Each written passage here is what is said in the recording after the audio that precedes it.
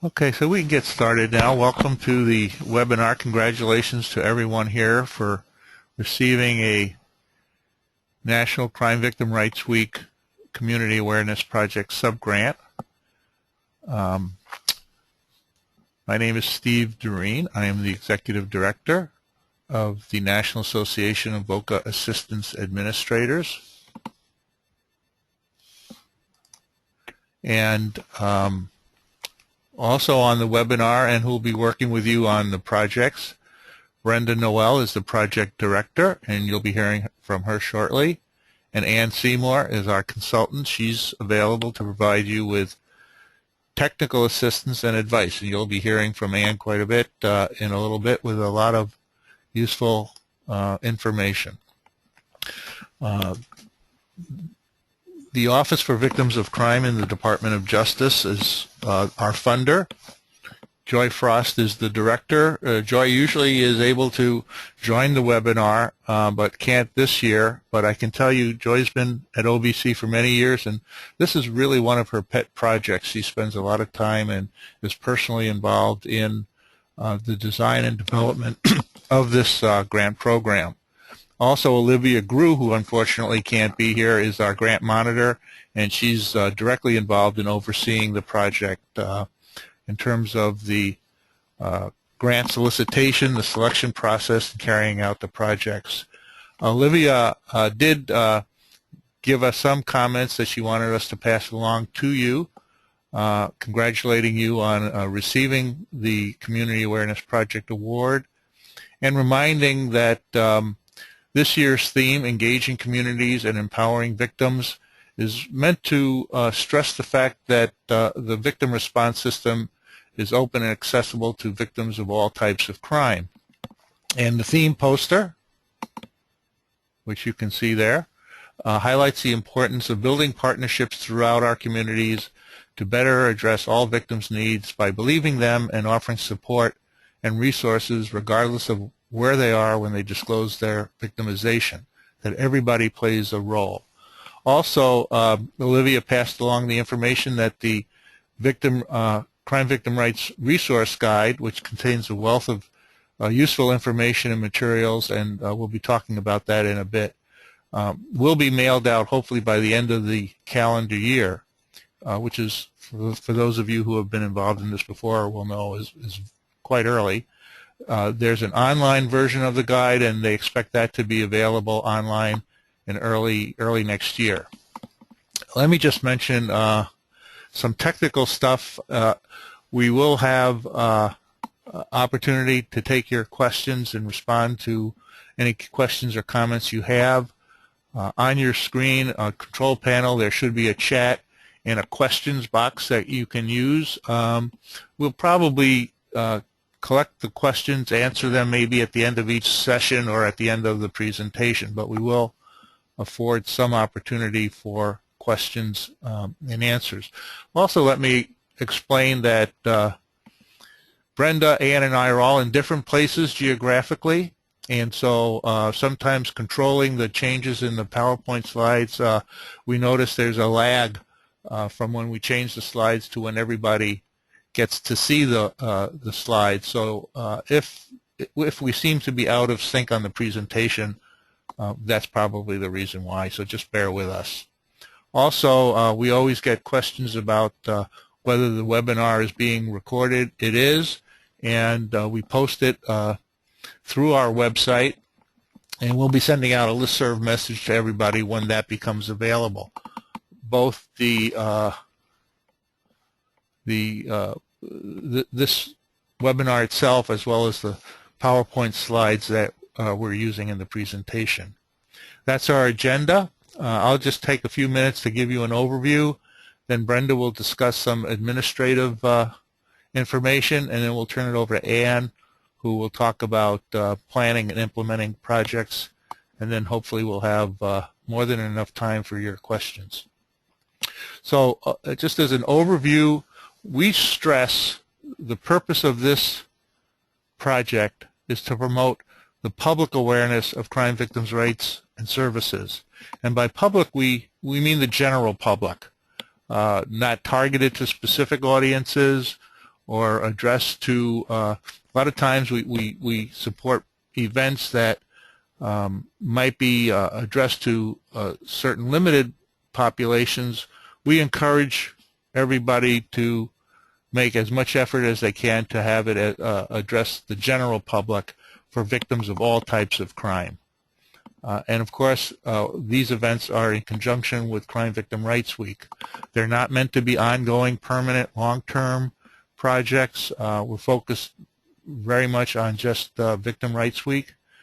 And hopefully what this does is lays the groundwork for all the work that you do and everybody does, makes victim services accessible, and creates greater awareness of the services and rights for victims throughout the nation. This year we received almost 200 applications from 45 states and territories. Our organization reviewed those, made recommendations to OVC for 90 projects, and OVC, of course, made the final selections. Just a word about our organization, the National Association of VOCA Assistance Administrators. Some people refer to us as NAVA. I prefer to just say NAVAA or VOCA Administrators. There are 56 states and territories that administer Victims of Crime Act formula grants for victim assistance programs. And so the members of our association are those state agencies, and we rely on the administrators in the states both for their input and to make sure that people are aware of the availability of this funds. We get a grant from OVC, which is in the Department of Justice, and the money, we like to point out, comes from the Crime Victims Fund, which is a separate pot of money in the Treasury. There's no taxpayer money. It all comes from federal criminal fines and forfeitures. So we like to point out that there's no tax dollars involved in supporting the services funded under VOCA, including this program itself. One of the things we try to do is help you carry out your projects. We offer a variety of resources. I mentioned some that OVC provides. They have a website that includes information on events and information. It's only partially up for 2015, but they also distribute their resource guide, which contains a wealth of information. There's a lot of artwork in different graphic formats. They provide the online materials, enable you to actually customize some of the materials, such as bookmarks and posters, with your own local information. There's also background information, landmarks, media samples, and a theme video, which many programs will use during their events for Victim Rights Week.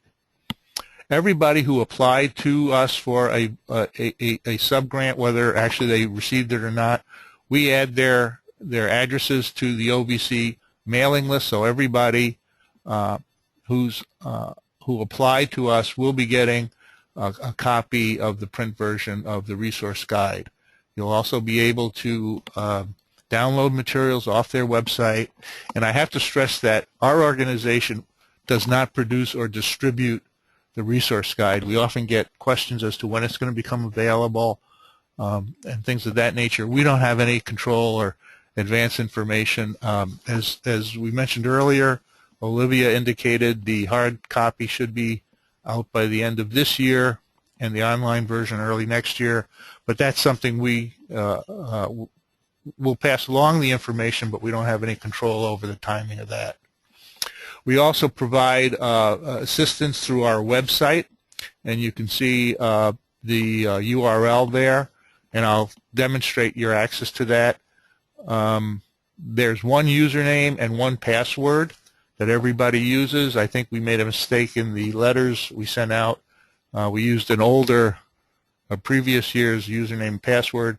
This is the correct one. NCVRW, all lowercase, 15 is the username, and engage with a capital E, engage 15 is the password. We also maintain a listserv. You should have received some messages already. We relied on that greatly, so we need to have an accurate email address so we can communicate with you. Access to both the website the subgrantees only website in the listserv, is available to anybody involved in planning or implementing your project. So if there's other people you feel would benefit by having access to that information, pass along their name and address, and we'll add them to the listserv mailing list. We distribute CAP tips. That's something Ann prepares and we'll talk about, which contains lots of information. We make the CAP tips that were done for previous years available on the main website, so that's available to anybody. One of the perks of getting a subgrant this year is the new CAP tips will only be made available to our subgrantees this year. And then just keep in mind, if you have questions that relate to administrative budget matters, Brenda's the one to contact, and we'll give you their contact information later. Ann is the person to go to if you need technical assistance on carrying out your program or project. This is a copy of our the main page of our website, and you can see there we collect addresses of people who want to know about the availability of funding for next year. If you're already on that mailing list, you don't need to repeat it. We do not automatically include everybody who's gotten a grant on that list. So if you want to get information for next year, fill out that form on the main page of our website and you'll be added to the list. If you've already done that, you don't need to redo it because it's a cumulative list.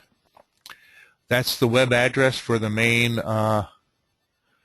main website for this project. You can see here is a link to subgrantees only. You can either click the link or go directly to the subgrantees only page by putting in that address. It's there's no www. It's just cap.navaa.org/subs, and then you enter the username. As I said, it's NCVRW15. The password engage, capital E, engage 15. Different browsers will have this look differently, but the information's the same. That'll take you to this page.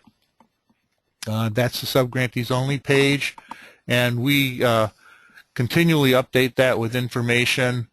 CAP tips will be available there and other materials. I do want to point out near the bottom there, you should see a link that says Listserv Archive. So all of the messages we send out on the listserv will be archived there. That's the index. So if somebody is added to the listserv later on, they can go there and take a look at the previous messages. So that's sort of an overview of what we have. I'm now going to turn it over to Brenda, and she'll be talking about some administrative matters. Brenda? It's a pleasure to be here with you. Yes? Can you hear me? We can. Can you hear me, Steve? Yes, okay. We can. Hi, everybody. Great. It's a pleasure to be here today, and several of you have already been in touch with by phone or email to just talk a little bit about this grant award. So let's begin. Your subgrantee guide, I'm going to be referencing this throughout this portion of my presentation. It's your reference for project rules, requirements, resources, and procedures. What else you're going to find in the subgrantee guide is budget issues, modifications, and your after-action report paperwork. And we're going to go into that more specifically. But let's begin with your subgrantee award agreements. So at this point, everyone should have received their award agreement and returned it to us. I know we have 4 outstanding awards that I'm still looking to receive. They can be signed electronically, which most of you did, and that's true for all of the forms that we have that we submit that need to be signed. There's usually an electronic way to sign them.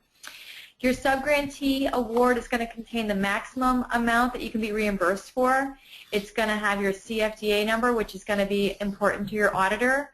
It's going to have your OJP training guiding principles, and it also, and this is language that's required, encourages policies against text messaging while driving.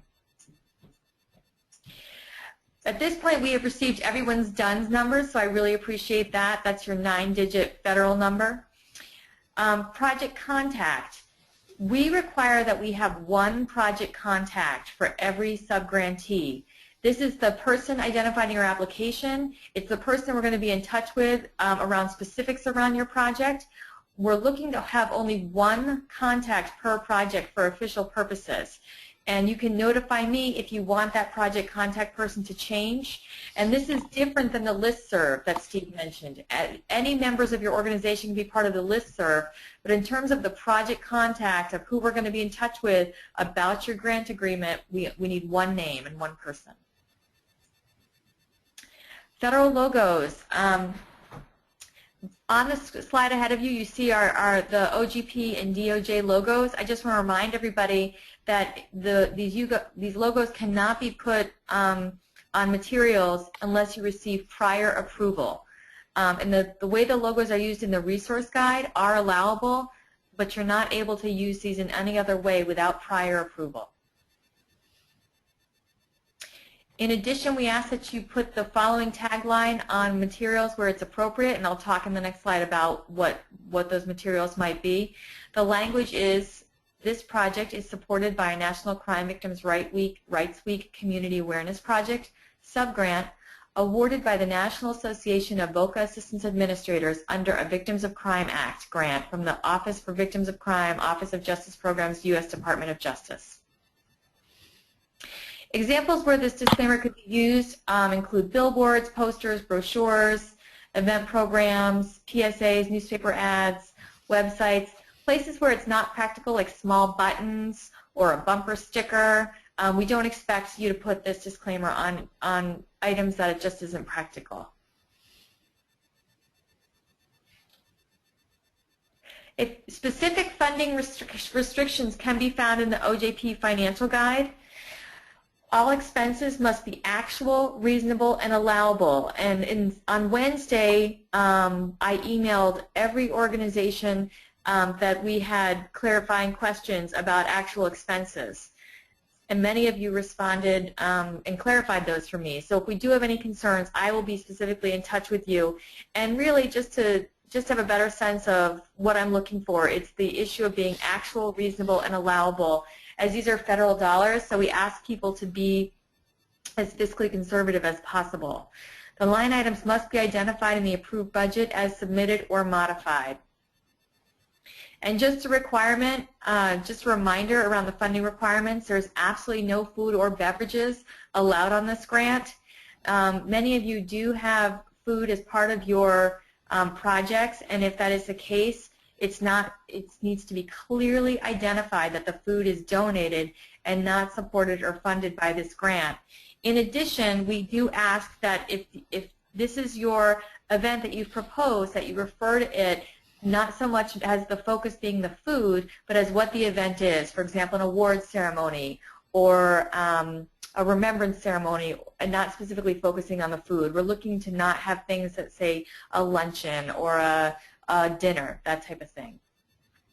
In terms of your space and venue rental, we're looking for you to pursue competitive bids and documentation on those competitive bids. I'm not asking you to turn them in, but we ask for people to at least look into 2 or 3 different space or venue rentals and consider the most conservatively priced one that is obviously going to meet your needs. And just a reminder, space and AV costs cannot exceed $25 per attendee per day. So, for example, if you have 4 people that are planning to attend your event, which I hope there are more, your space and AV total cannot exceed $100.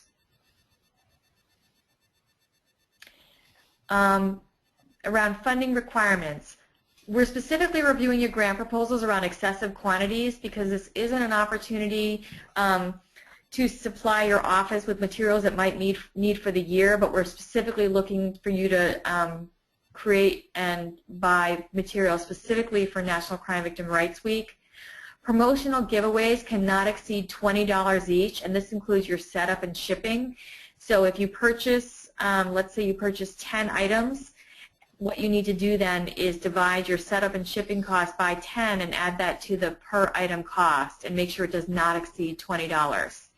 As I previously mentioned, if appropriate, your messaging, it must contain messaging related to, wait, let me step back for a second. all items that you're creating that are promotional need to contain messaging related to the National Crime Victim Rights Week theme. In terms of the disclaimer, that needs to be on items that it's appropriate to put that on. Cash prizes, including gift cards, are absolutely not allowed. Awards, certificates, and plaques cannot cost more than $50 each. Salaries and organizational overhead are not allowed, and no lobbying or fundraising on this grant.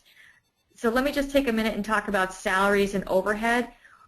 There have been a couple of questions we've had around employees traveling specifically for the purposes of this grant. And it gets a little bit tricky, so we sort of discourage those items on your budget. If you do have that situation, I would encourage you to reach out to me so we can walk through it and make sure it meets the requirements of this grant. Funding restrictions. This is new as of this year, that speaker fees cannot exceed $650 per day, including non-grant funds.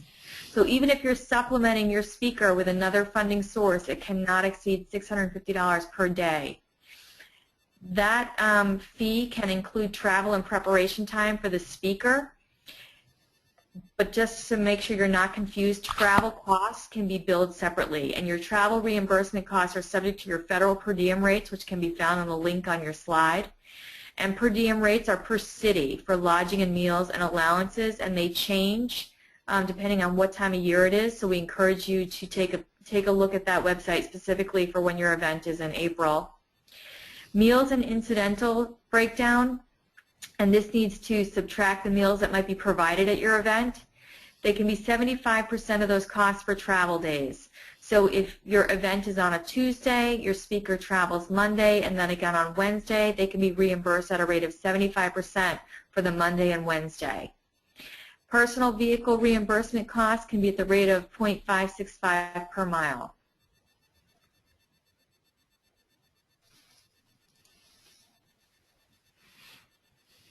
Program income, I'm going to be really brief here because from the grants I have reviewed, no one is asking or requesting program income. It's basically any charge or fee for attendance or participation in a CAP event or activity, including your match, which again we discourage. And if that should be the case, it can be put back into the program to increase capacity and reduce the amount of federal funds that have been allocated. Program income must be approved in advance, and it must be expended within the project period and must be reported. So if you have any concerns that you might be getting into program income or you might want to utilize program income, please be in touch with me before you do it because it's very tricky. Modifications for funded activities. If you are going to make a budget modification, you can modify your budget up to 10% on the line item. Up to 10% on the line item without seeking prior approval. If you exceed 10% of that line item, you need to use the budget modification form, which is in the subgrantee guide, and it was just on your slide a few moments ago. We are requesting that folks not resubmit their original budget, but resubmit on a budget modification form, the new budget in its entirety. And it must be on that form so that we recognize it when we receive it as a budget modification. As you're making your budget modifications, please ensure that all your expenses are allowable and appropriate, and if you're not sure, you can always call me and I'm happy to walk through it with you. If you have an item that's not contained at all in the prior approved budget, then you need to do a budget modification form, and as I said, if you're uncertain about what's allowable, just ask. If you're doing a programmatic change, I do ask that you email me and put it in writing what the programmatic change is. What is not helpful is when we see your after action report and the program that you put on for Victim Crime Rights Week is drastically different than what's in your proposal. And we can appreciate circumstances change and sometimes modifications are needed, but if you could keep in communication with us about that, it would be very helpful. All budget requests, we ask that they be submitted by Friday, April 17th, 2015.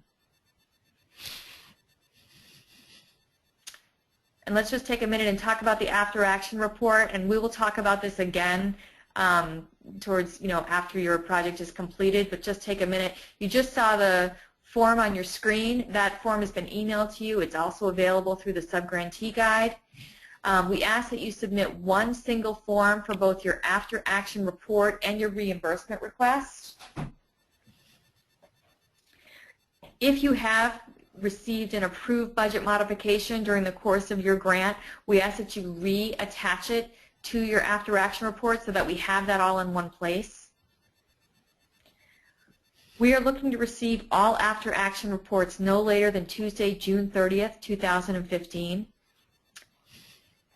Receipts for your after-action report must be retained, but they are not to be submitted with your after-action report unless specifically requested.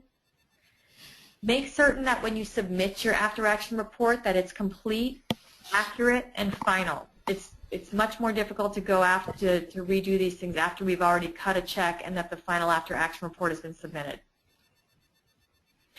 You'll receive reimbursement within 30 days after your after-action report is submitted, and we usually try to do it quicker than that.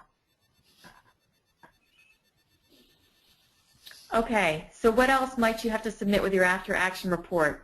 We're looking for some type of documentation of the funded activities. It's not important that you show us absolutely everything you did, but we're looking for some examples of the relationship of the program that you held in relation to the theme, logo, and colors. Do not send non-paper items. I'm not looking for you to send me your giveaways or your pens or your hats. Please don't send anything larger than 8.5 by 11 inches. Limit your submission to 10 pages because the majority of the after-action reports will come through on email. And please give me some explanation in your after-action report about what I'm looking at. For example, tell me what's in the photos. Give me some background on the press release or the newspaper articles or your advertising tear sheets. And I can't stress enough, and that's why it's flashing on your screen, please read, review, and keep your subgrantee guide. Everything you need to know about this grant is in your subgrantee guide, and in addition, I am just a phone call away or email. I usually get to make sure I get back to email within a couple hours of receiving it. Okay, before we go on, there are a couple of questions that relate to this that we could talk about here.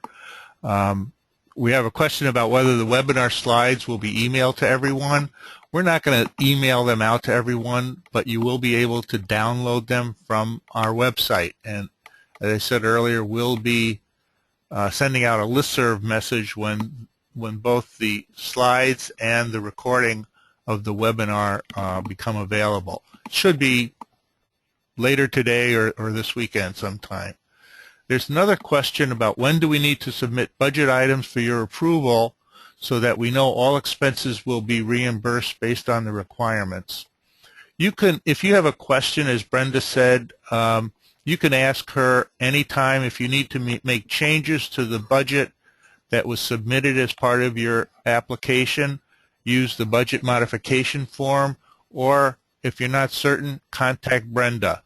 Or some of you have already been contacted by Brenda because we have questions or may need to reallocate some funds. So there's the only deadline, the final deadline for getting changes is the Friday before Crime Victim Rights Week. But you know, we'd advise you to contact her, request modifications as soon as you realize something needs to be changed.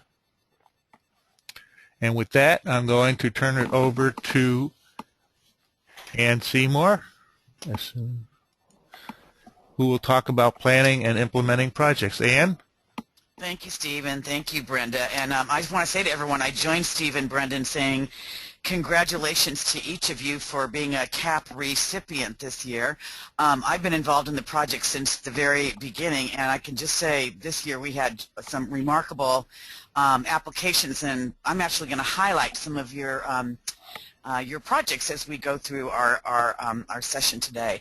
A little bit about me. I've been a National Crime Victim Advocate for over 30 years, and I'm actually so old that I helped create the first Crime Victims Rights Week resource kit in 1986. So I just want to say I'm looking at the applications. I already know a whole lot of you folks personally, and I'm hoping by the end of our work together that I will get to know every single one of you. As Steve and Brenda said, anything that relates to the actual technical part of your projects, the outreach that you're doing, I will be your consultant on that. So please make sure that you stay in touch with me.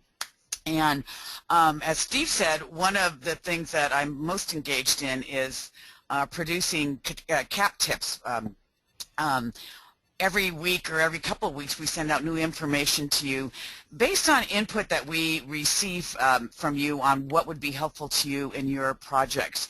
Each CAP tip, which is to promote public awareness, provides in-depth guidance on a specific topic that's related to either Victims' Rights Week, planning or implementation or outreach, media relations, all the really good stuff that y'all put in your applications. And there is a treasure trove of previous CAP tips. There's over 50 now available at the NAVAA CAP website. And I would encourage you to go take a look at those because we update some of them annually, but not all of them. So you may want to go and just peruse those because they may be applicable to your specific projects. So we are actually going to take a little survey right now. We want to ask you which of the following CAP tips this year for 2015, which topics would be most important to you. And go ahead and select all that apply. Promoting Victims' Rights Week through the arts, outreach to victims with disabilities, cybercrime, green activities, environmentally sound activities, and human trafficking. Those are your survey topics. And we don't get to vote, so go ahead and vote. And Steve will magically compile your... Well, we only got about half voting so far, so we'll keep it open for a few seconds Keep more. it open. Do, do, do, do, do, do, do. Do, do, do, do, do. Do, do, do, do, do, do, do, do, do, do, do. Bum, ba-dum, bum, bum. Well, we're stuck at about 80% voting, so that might, we'll give you 5, 4, 3, 2, 1. Okay, we're going to close the poll and share the results. Oh, okay, I'm so excited. Human trafficking is something I've been working a lot on lately, followed closely by cybercrime and teenage kids, and followed closely by promoting Victims' Rights Week through the arts. And I will say the top one, promoting through the arts, is what a lot of you all are doing. So this is really good advice for us, and we will make sure that we develop CAP tips for these topics. And Steve will remind me what the topics are when this is all over. Thank you for your input on your first survey. Y'all have received the Victims' Rights Week theme, which is Engage Communities, Empower Victims. You have already received 2 CAP tips, so you sort of have a sense of what those are about. The first one is the one that is always the most popular. We develop a 12-week calendar that lists pretty much everything that, regardless of your events, you might want to consider planning and doing in conjunction with your Victims' Rights Week activities. So I would really encourage you to print that up for your planning committee. And the second one is just really creative ideas to promote the theme, which includes ideas for victim and advocate outreach, and also a couple of posters that are specific to the themes that are not included in the OVC resource guide. CAP tips that Stevie will be sending out to you soon is really fabulous quotations that relate to the theme. Great resources on promotional items, Steve calls them. I call them cha-cha, the fun things like the buttons and the whistles and all of the stuff that y'all put in your applications, where to get really good inexpensive bulk copies of all these. We did a sample proclamation. There will be a sample proclamation in the OVC resource guide. We just give you another option, and it will be put out early. We encourage that you do that quickly. And then we updated a previous CAP tip on how to do environmentally sensitive events that we hope you will enjoy. Using the Victims' Rights Week theme, it's really important to make sure that you get input from key stakeholders to engage communities and empower victims. And if you think about the theme, it really is sort of two-pronged: engage communities, empower victims. And we gave you a really handy one-page worksheet in the CAP tip that's already gone out that you can use to seek input from your key stakeholders. And when we say key, most important is crime victims and survivors. They are at the very crux of what we do. They are the reason we exist. We would also encourage you to outreach to allied victim advocates and justice professionals, and of course local and state public policymakers, the ones who actually help us with laws that protect and define crime victims' rights. I would also, I don't know how many of you are familiar with the Office for Victims of Crime Oral History Project. It's over 10 years old now, but it includes testimonials from the pioneers of the victim assistance field that just kind of takes you a walk down memory lane. And looking at ways that over the years we have engaged communities and we have tried to empower the victims. So if you go to that website listed on this slide, there's transcripts, and also late at night you can have a little movie show, get some popcorn, and actually watch the videos of folks from the Oral History Project.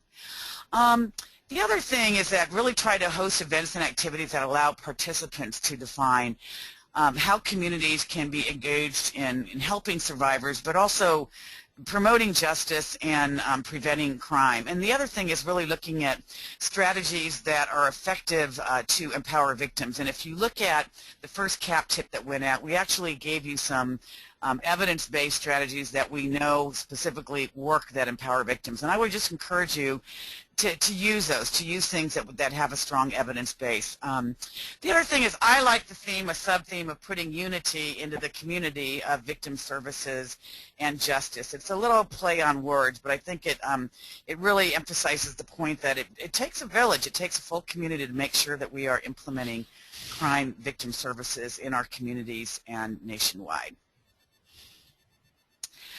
Again, looking at promoting the theme, I would encourage you, if you have not read OVC's Vision 21 from last year, Transforming Victim Services, it's designed to give you a framework for victim services and victim justice. It's a pretty brief document that you can review, but also use it if it relates to the work that you're doing in your communities.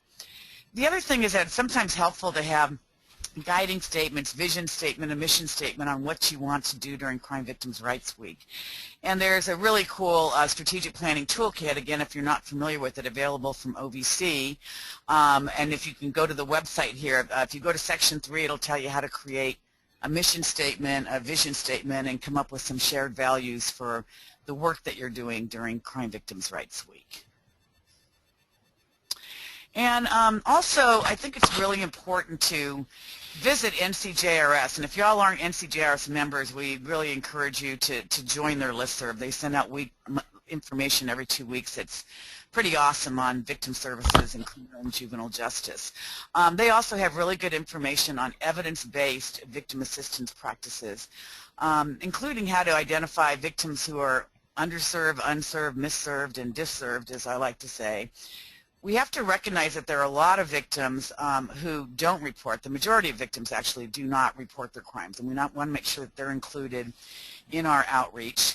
A big issue is improving compliance with victims' rights laws. We always like to say that they're victims' rights and not just recommendations, and so looking at enforcement issues I think becomes very important.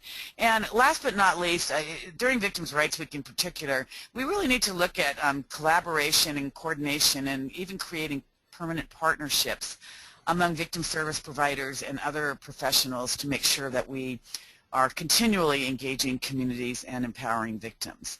And Stevie mentioned the Victims' Rights Week theme DVD, and I think most of you have probably received previous ones, very professionally done by a fabulous group here in DC. And they're very, very brief, and it's just a great tool to have to either put on your website or to use as a kickoff to any of your public awareness events. They are really, really inspiring and, as I said, very professionally done. So be looking for the theme DVD, which shall be sent to all of you by OVC.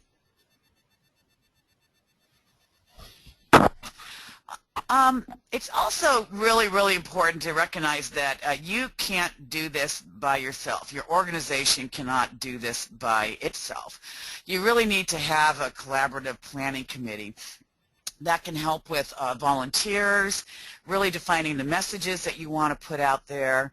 A really big one is being able to turn out a crowd and show strong support for victims and survivors in your community. And the other thing is really having folks who can help you set up and break down the public events that you are having. And I think almost every single one of you is sponsoring a very public event, so that's important to plan for that. You want to make sure, too, that your planning committee is very diverse by profession, you know, criminal, juvenile justice, mental health, victim services.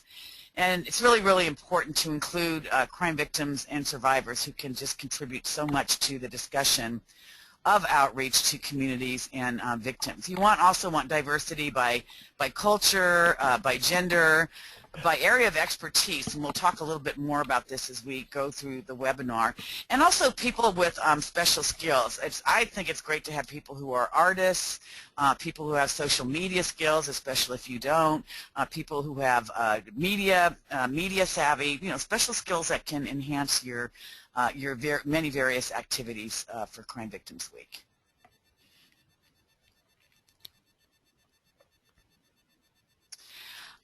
The other thing is to really determine what your key goals and activities are. And most of you are pretty clear on these in your wonderful applications. But if you're not clear on your goals, make sure that you clarify them so that you can assign folks to be responsible for the different goals and activities. You're going to want to be very clear on deadlines, and again, use the countdown calendar as a sort of a matrix, if you will, that can really help you think about all the activities that you may not be thinking about right now. And the other thing is, we're victim advocates. You always have to have a backup plan, a contingency plan, because as we know, things sometimes do not always go as we would like them to. So you want to make sure that if you have an outdoor event, that you have an indoor contingency plan, that if you have a speaker whose plane does not make it, that you have a backup speaker. Really be thinking down in the weeds with your backup plans. Ongoing communications are really important, but I'm just wondering how many of you all are sitting in your chairs right now saying to yourself how much you love attending long, boring meetings. And I think the answer is probably nobody. It's really important to have ongoing communications. You don't have to have face-to-face meetings all the time. You can do group emails. You can do regular teleconferences. You can use online schedulers like Doodle and Meeting Wizard that can ask people to help you define what's the best time to have meetings. Make it as easy as possible for people to be involved without actually having to show up to meetings.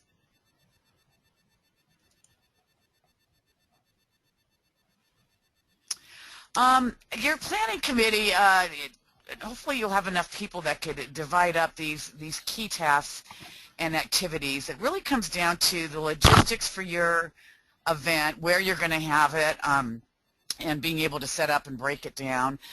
Planning the program, who's going to speak, and what type of program you're going to have. You want to make sure you have someone to coordinate your volunteers. Media relations is really important, not just traditional media, but also social media outreach, which we'll talk a little bit more about. To be able to have someone who's a little bit skilled in that to do that that outreach prior to your events and activities. I suggest that you have someone who does specific outreach to victims and survivors and victim advocates, because they are core constituencies of Crime Victims' Rights Week, and then to have someone who can help you with the public outreach. That's kind of like to all the folks who are out there who may not think they need to know about victims' rights and services, but that pretty much means everybody who should want to know about victims' rights and services. And the other thing, there's a whole bunch of follow-on activities in addition to Brenda's after-action report. You want to make sure that you sort of assess and evaluate your events and send out your thank you notes and do letters to the editor and things like that follow up to Crime Victims' Rights Week. So that's 7 pretty important tasks that we threw out for your consideration. Volunteers, I will tell you, this is really, really important because there's, as you can see from the previous slide, lots of things that you need to be doing. With volunteers, you can look at student organizations. A lot of high schools, they actually have community service hours that they're required to do, quote-unquote, being volunteer hours, or as we like to say, they are voluntold to do it. And same thing with college and universities. Very often there are student groups that really try to commit to social service and social justice volunteer opportunities, so check those out. Also, civic organizations in your community, like service groups like the Rotary, fraternal organizations like the Elks, women's groups, veterans groups, really a wide range of civic organizations that would be likely to support your activities, and also they often have halls and meeting spaces that you can use for your specific events. Really important to engage multi-faith communities and to get them through their outreach to their faith community membership to be able to get their folks to be aware of the activities that you're doing and hopefully join in them. Chambers of commerce are really important. I would highly recommend that all of you touch base with your chamber, let them know what you're doing, and they are, they represent businesses in your community who can be great on helping you with outreach to your constituents, but also donating things like printing and paper bags that you can imprint Victims' Rights Week materials on from grocery stores, things like that. Senior centers and sheltered workshops, they very often take on volunteer activities that, again, benefit the community, so checking with them to see if they want to be part of your activities is a really good idea.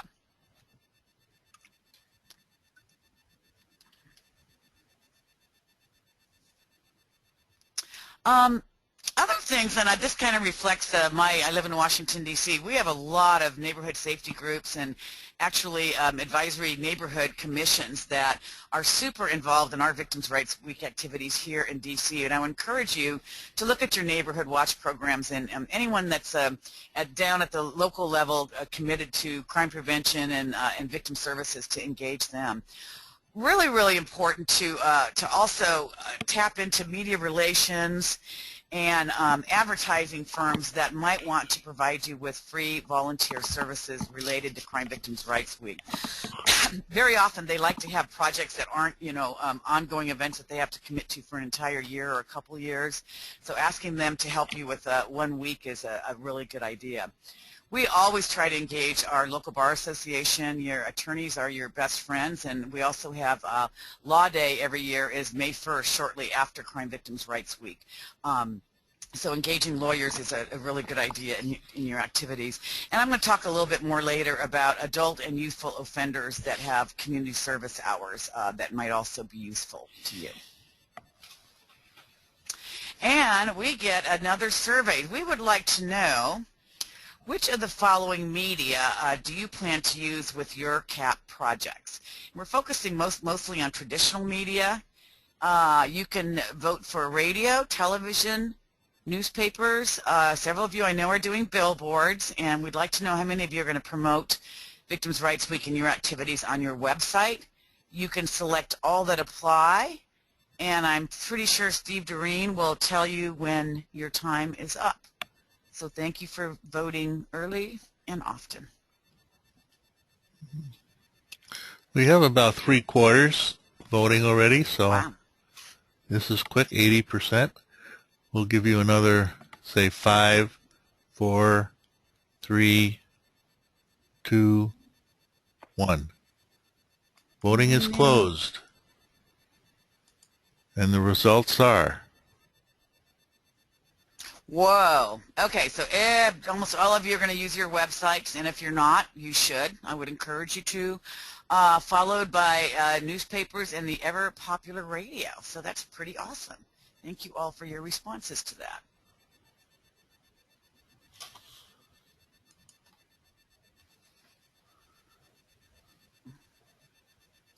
I don't have a slide, Steve. Here we go. The other thing, Steve mentioned that OVC does put out a resource guide. It will be available online, and the one thing is I really encourage you all to check it out. If you've not received a resource guide before, as Steve said, all of you will automatically be on the list.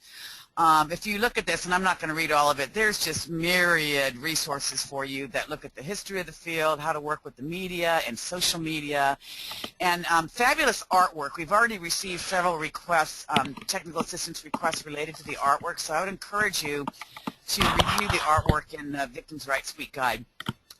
You've got theme and public awareness posters and artwork for certificates, letterhead, buttons, bookmarks, name cards, name tags, ribbon cards, the whole 9 yards. So really good stuff for you to have.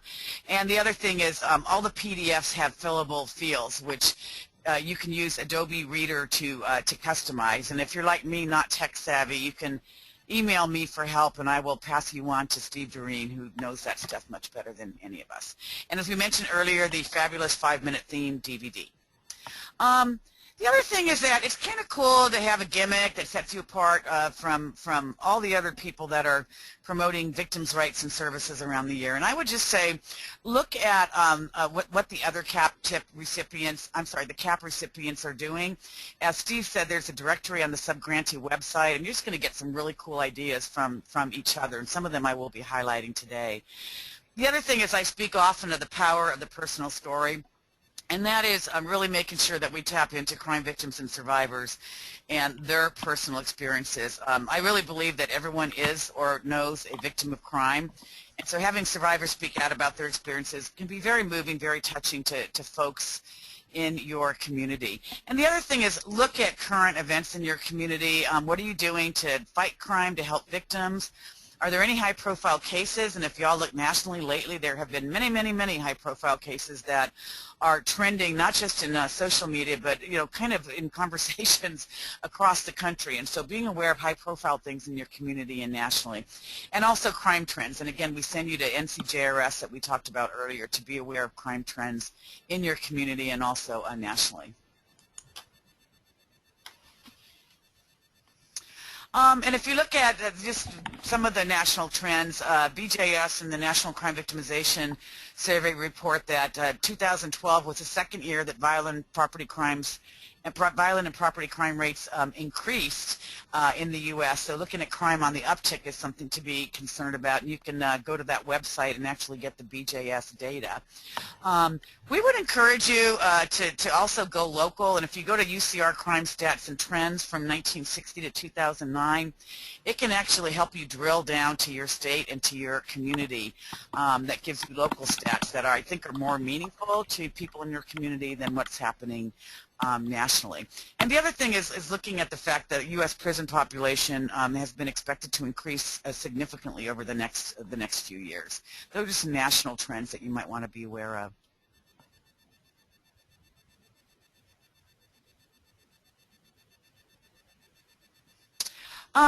The other thing is April is like a crazy month in terms of lots of activities: sexual assault, child abuse, volunteer recognition, Library Week, followed by May, Older Americans Month, and Law Day. See what you can do to link to folks who are promoting those events. I got to underscore that your CAP grant can only be used for Crime Victims' Rights Week activities, but linking it to these other promotional events I think is a very, very, very good idea. It's also important to look at survivors in your community who are unserved or underserved, and I'm going to give you examples from some of your actual applications coming up. And the other thing is that each one of you received funding from the U.S. Department of Justice, which is very, very cool. And just promoting the fact that you are a CAP recipient from OVC within DOJ is in itself kind of a very cool, not a gimmick, just a cool thing that you might want to promote, because not everybody gets one of these project grants. Y'all are special.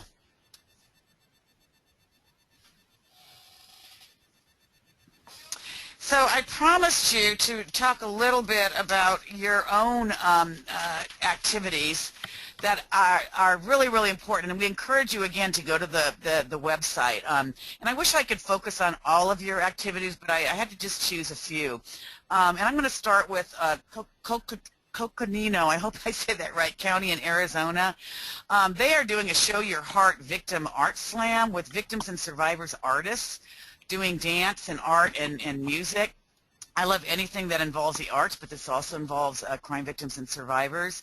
I love in LA, the LGBT Center is doing a march and community gathering and a healing service to address the disproportionate level of crime against transgender victims. And when I talk about underserved, unserved, misserved, and disserved victims, transgender persons really come into that category. So a shout out to the LGBT Center of LA for doing that. The Two Rivers Coalition for Victim Advocacy in Colorado, they're doing rock painting to memorialize murdered and victimized loved ones with the actual rocks that they paint gathered for public viewing. So they're kind of combining victim assistance and nature, which is a real awesome thing. The Person Center right here in my backyard in Washington, D.C. is doing a very focused outreach to the African immigrant community. Again, a very underserved victim population, so I salute them for doing that. Key West, Florida, actually the entire NAVAA board wanted to be invited to Monroe County Sheriff's Office event.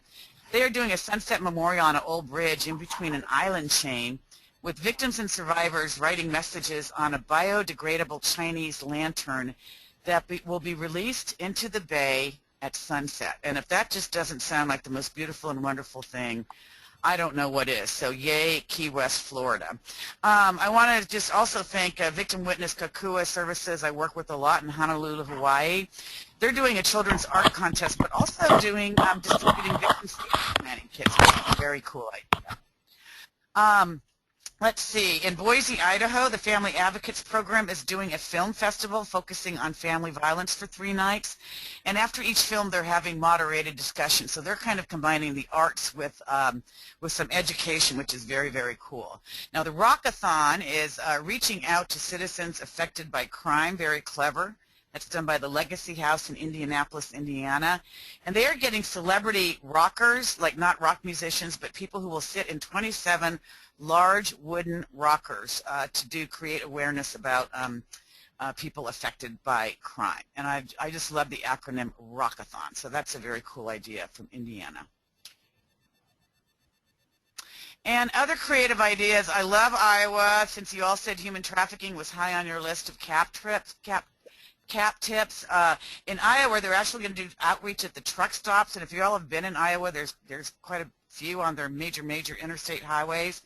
Outreach on how to recognize human trafficking, and they're going to publicize the National Trafficking Hotline and give out 400 travel mugs with the hotline number to truckers. So that's the Iowa AG office.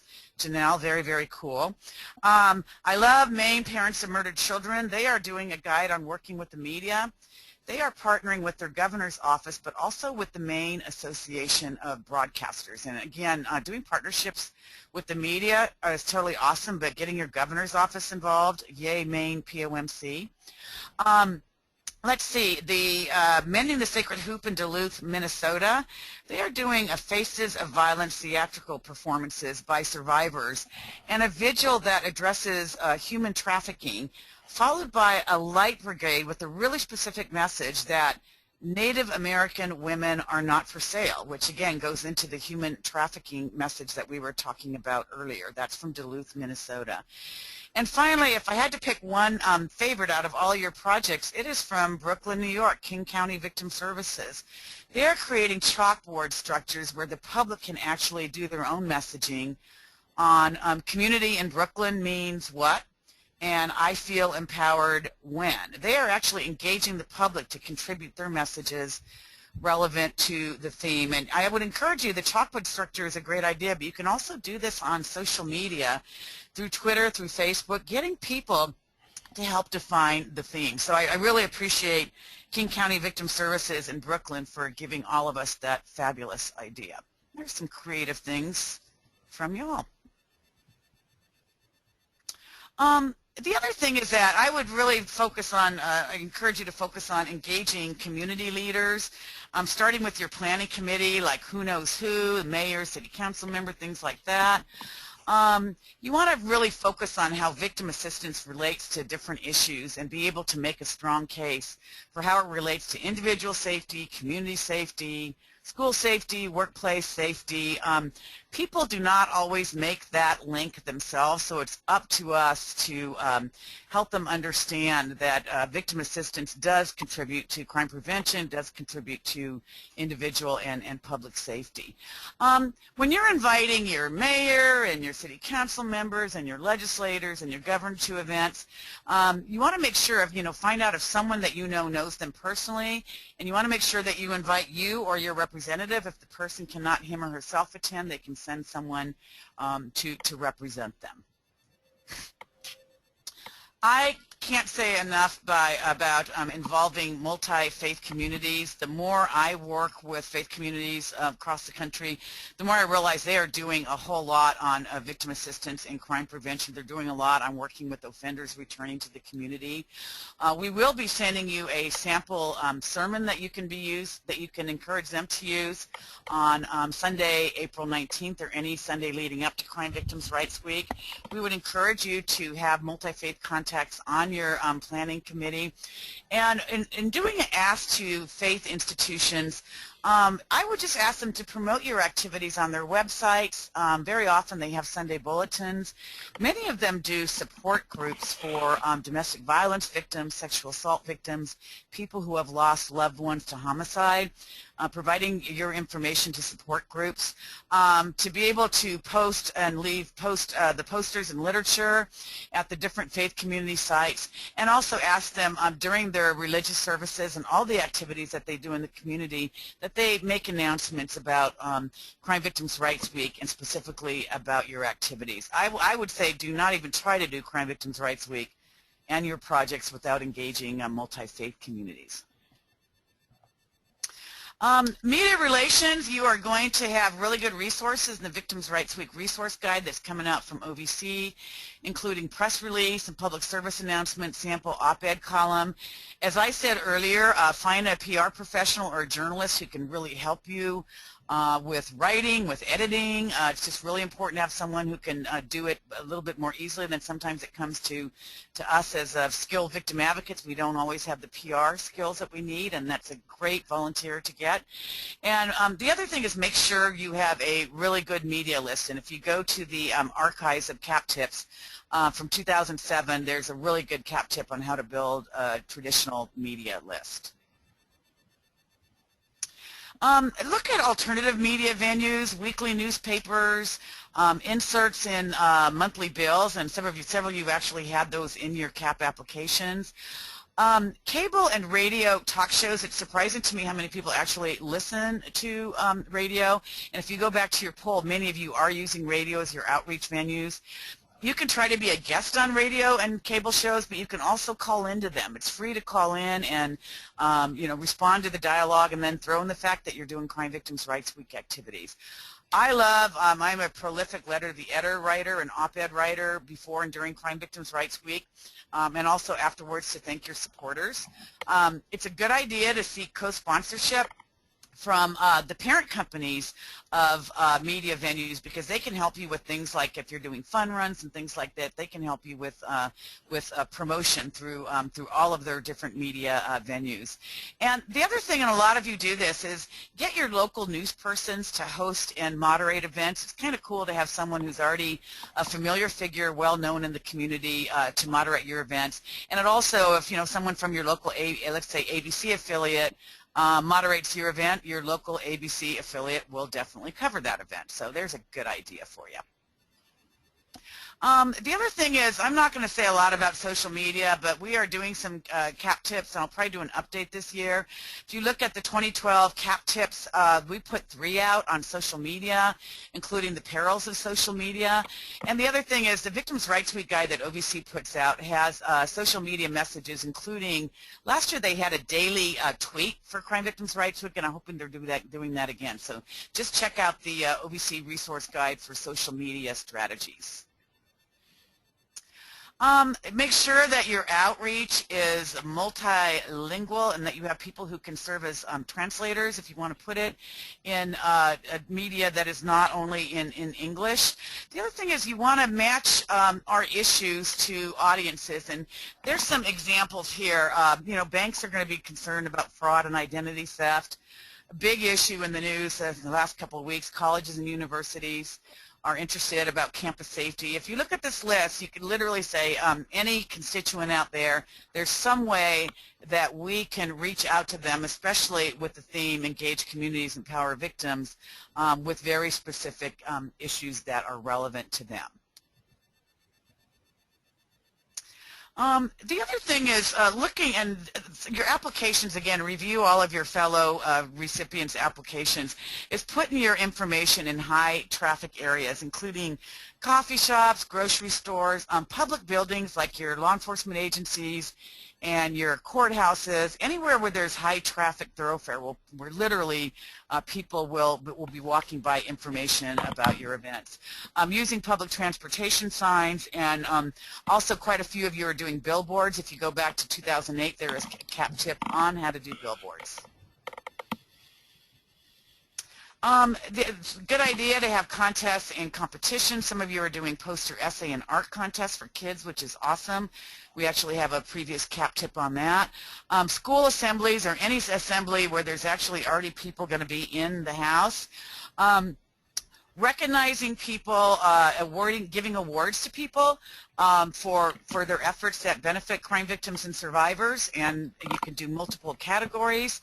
In the resource guide that OVC puts out, there's a beautiful certificate of appreciation that can be easily adapted to your community.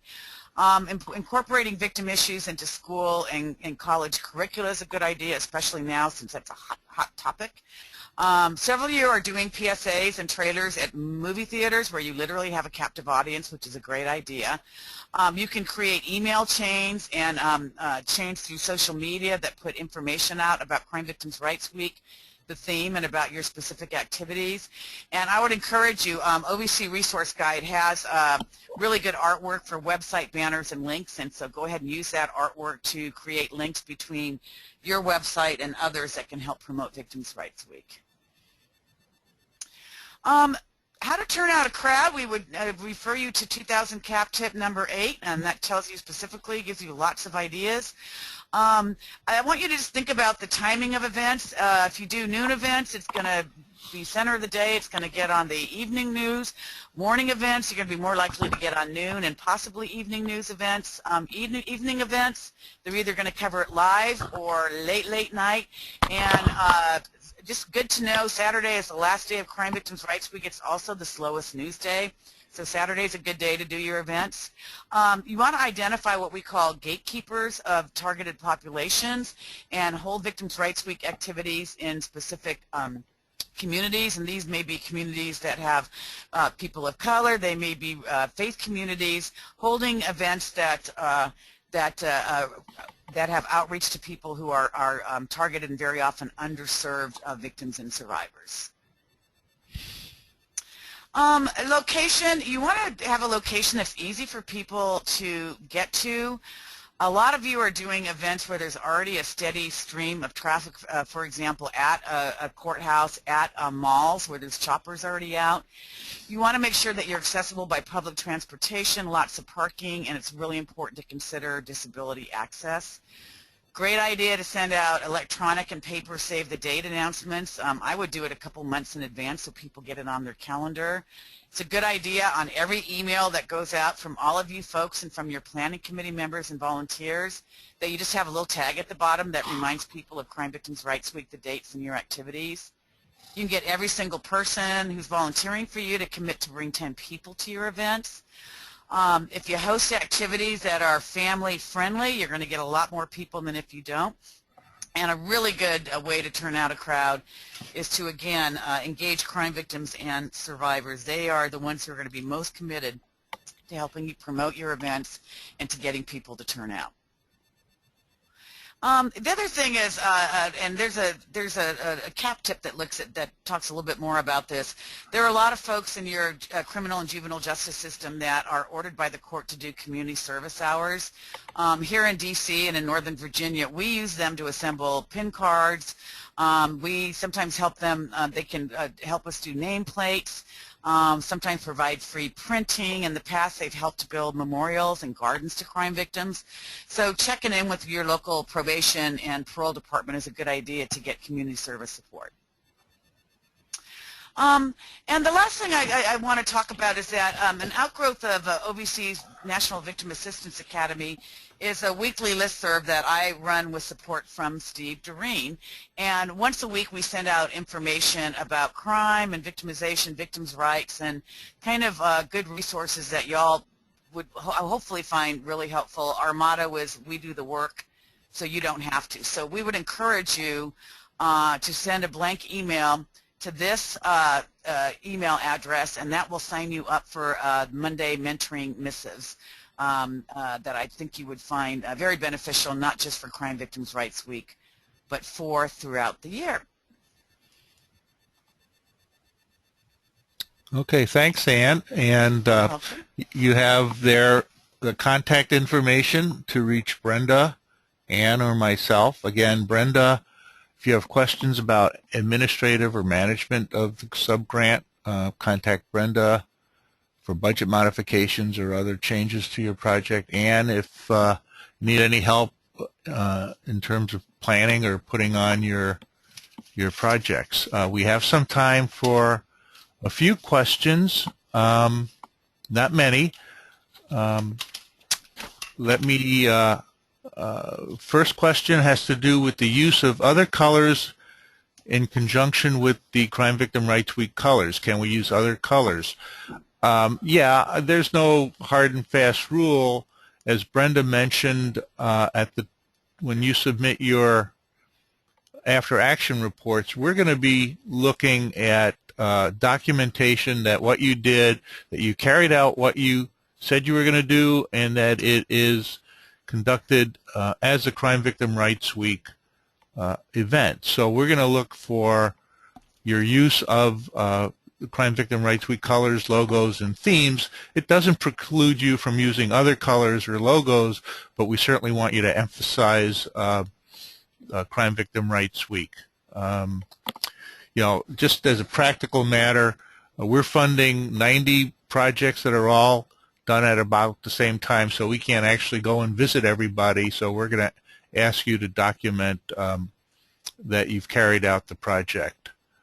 This one's for Ann.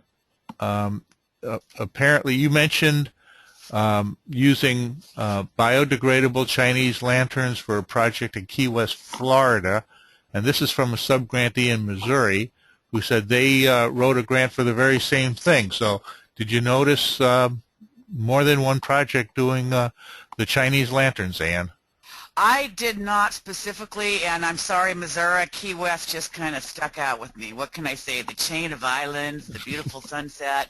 But I would also say go Missouri, and thank you both of you for being biodegradable. We are going to be sending you, as we said earlier, an updated CAP tip on doing environmentally fabulous events. So, yay, Missouri. Okay, so actually the last question is asking again for the Monday Missives email address, so I put that up there. And if you don't get it now, as I said earlier, we will be posting these slides and a copy of the recording. Should be available to you pretty soon.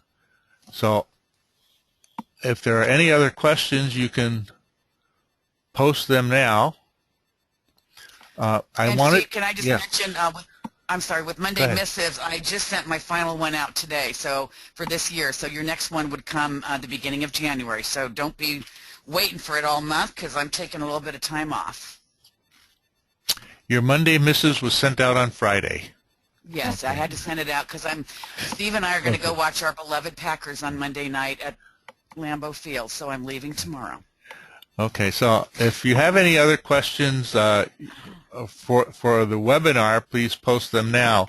I want to also let you know that particularly those of you who haven't had these subgrants before, we will probably conduct another webinar as we get closer to Crime Victim Rights Week, which will cover the post-project requirements. Brenda went over the after-action report, the need for budget modifications.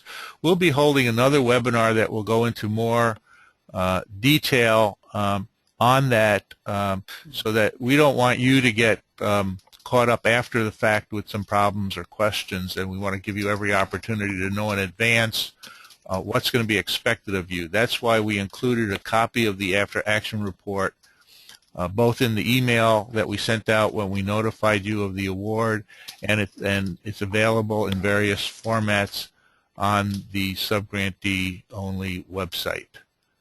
So we'll be sending out advance notice for that webinar as we get closer to conducting it. I don't see any more questions at this time. If something occurs to you later, please feel free to email Brenda or Ann if they can be of any help. And with that, I will say goodbye and thank you for your attention. And on behalf of Ann and Brenda, good luck with your projects. And we look forward to some wonderful things that you're doing. So thanks very much, and have a great weekend. Thank you.